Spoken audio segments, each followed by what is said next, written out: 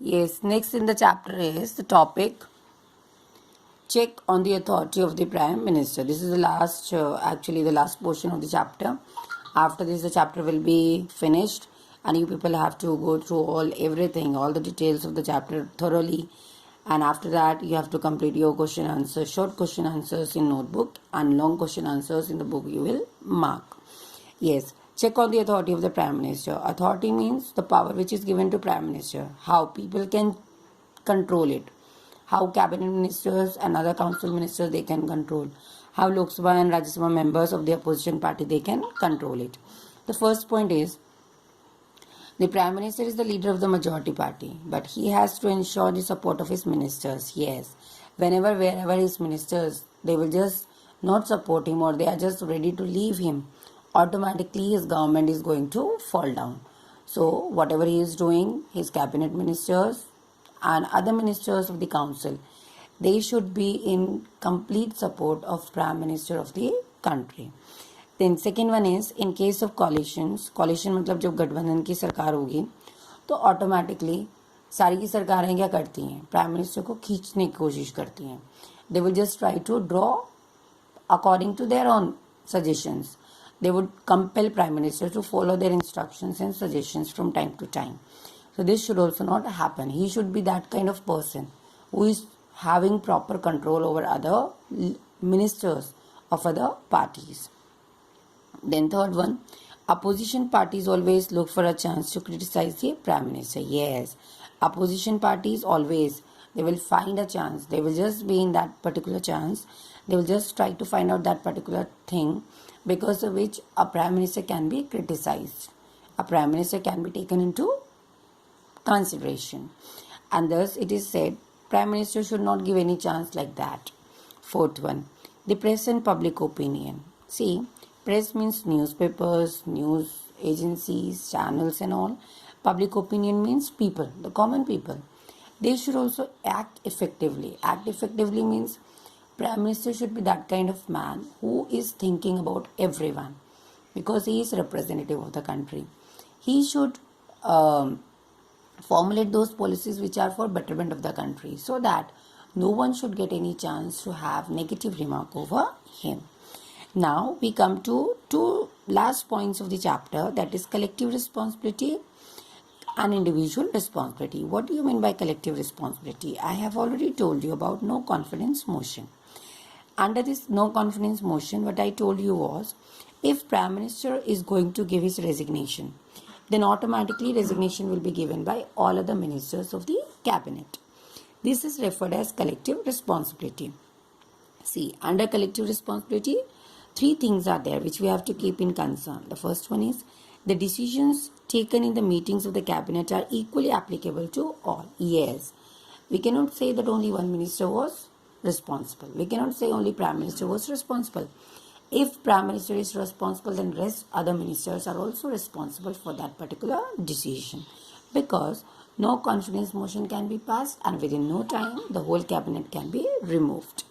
Then second point is all ministers jointly share the responsibility for the government's policies and performance. Yes, they share the responsibility. They share the responsibility because they are from that party which is ruling the country. And unless and until if one minister is there and who is not ready for a particular policy, then automatically that policy cannot be formulated.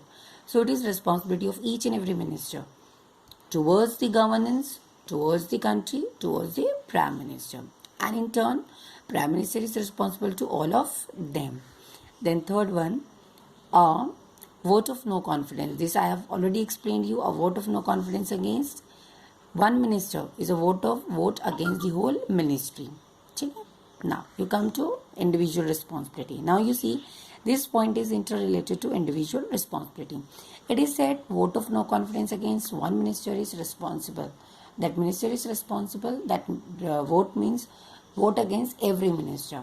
But most of the time, when this kind of vote is passed, what Prime Minister will ask? Prime Minister will say that that particular minister against whom the vote of no confidence is passed, that particular minister will resign from the office.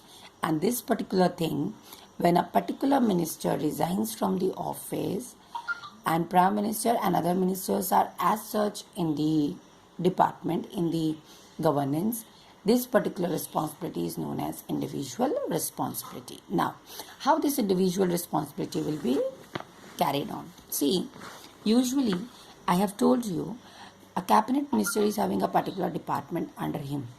As he is having a particular department, he is responsible, it is obligatory for him to give all the answers asked by other MPs, MLAs in the Lok Sabha related to his department. If in case that minister is not able to give any answers, if in case he is not able to settle down the queries, automatically people can ask his resignation, people can have allegations against him, and in return he may be compelled to give the resignation.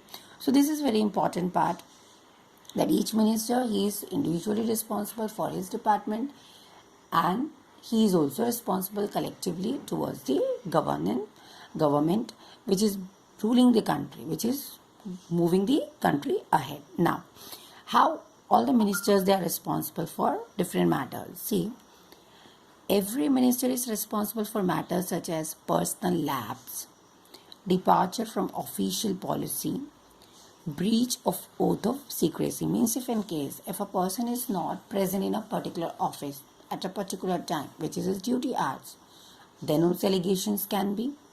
If a person, he is not taking anything in concern, he was called out for a meeting and he was not present there, then also action can be taken against him.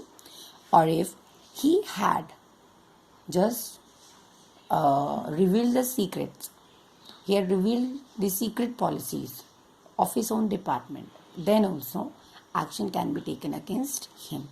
So this was something about lesson number 3 in civics. I have completed your chapter thoroughly. Each and every point is taken into consideration by me. Please go through the chapter properly and complete your question answers in the copy and lengthy questions in the book.